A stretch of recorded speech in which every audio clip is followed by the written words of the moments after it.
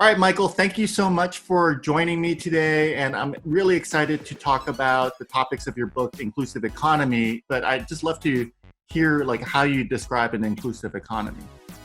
Sure. We know that economic growth lifts people out of poverty. We have hundreds of years of experience with that, both in the United States and worldwide. But in order to really deal with poverty, that economic growth has to be something that everyone can participate in. It can't just go to the people at the top. You really have to allow low-income communities, communities of color, disadvantaged communities across the board to become part of that growing economy if you're going to get people out of poverty. That means we have to look at what are the barriers, what are the things that are separating them from people at the top and not letting them get in on some of the advantages that we see from economic growth. I'm curious along those lines, I've also heard a lot of people in social justice say that, for-profit companies need to stay out of this work or, something of that nature. And to me, what you're kind of saying is, no, actually you kind of need for-profit companies to bring in people that have opportunities for economic growth. And I just love to hear a little bit more on your perspective. Well, you can't redistribute something that doesn't exist. If you don't create wealth, then you're simply fighting over the crumbs. And that's not a very good situation. I'd rather see everybody get richer. We just went through a period where the stock market went down. We wiped out a huge number of American millionaires. I don't think poor people felt a whole lot better because that happened. I don't care if the rich get rich. I honestly have no interest whatsoever in how much money Jeff Bezos has, good or bad. What I really want to do is see poor people have more money. And it's not a limited pie where if Jeff Bezos makes money, no one else can. We can have everybody make more money. And that's what I want to see. The problem is we have too many things that get in the way of poor people making money today. And I really want to see us get rid of those. And that'll go a long way towards making a more equitable, more inclusive economy. That's great. So can you talk a little bit about the difference between wealth distribution versus making the economy inclusive so that there are opportunities? Sure. What I'm suggesting is essentially that simply taking money from rich people and giving it to poor people only works as long as rich people have money. And eventually they stop making it, because it's being taken away from them. And it's not directly they're going to stop working or whatever, but you don't get the risk taking. You don't get the investment. You don't get the entrepreneurship that's ultimately going to create jobs and opportunities for people.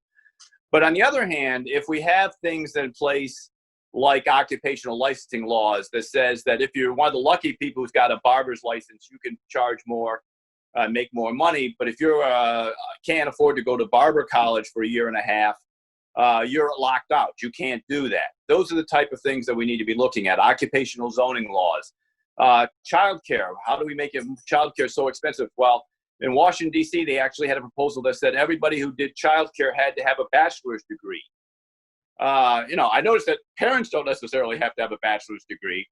But what this did was that the giant daycare providers who charge a lot of money, they made out. And the little daycare center down the street that was run by your church or by the woman on your street who took care of kids, they got wiped out because they couldn't meet those requirements. Mm-hmm. Those are the type of things we should be looking at. That too many of our rules and regulations benefit the entrenched special interests and the wealthy and actually lock out poor people and communities on the margins. You briefly touch on, the very difficult certification processes for barbers or florists. And, as teachers have an incredibly difficult time just keeping CEC credits or even becoming a teacher or even transferring their license from one state to the other. Can you talk a little bit about why it's important to loosen up some of those requirements?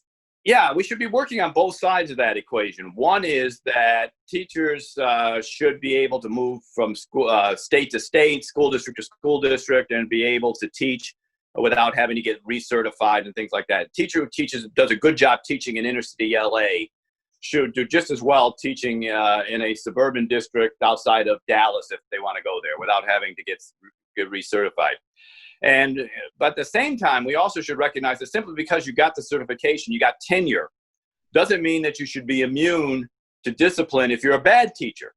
How do you reconcile this notion, though, that clearly we need more educators of color in our systems because of the Yeah. population that we serve, yet it's so expensive, and actually, the ROI and the cost of becoming a teacher, getting a master's degree, and then the compensation you get is not great. So how can we, like, what would you recommend in terms of how we can bring more teachers of color or educators of color into the system when it's so cost prohibitive?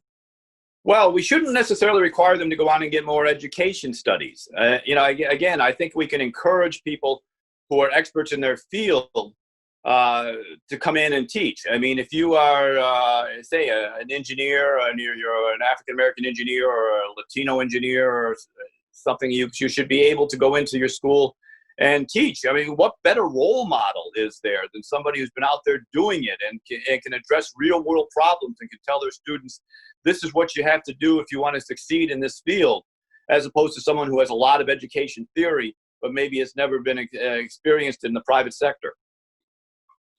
Finally, to close, like, what would a city that has an inclusive economy actually look like and feel like, a weekly basis? Or I don't know how to describe what we should expect. Well, what you should expect is diversity everywhere.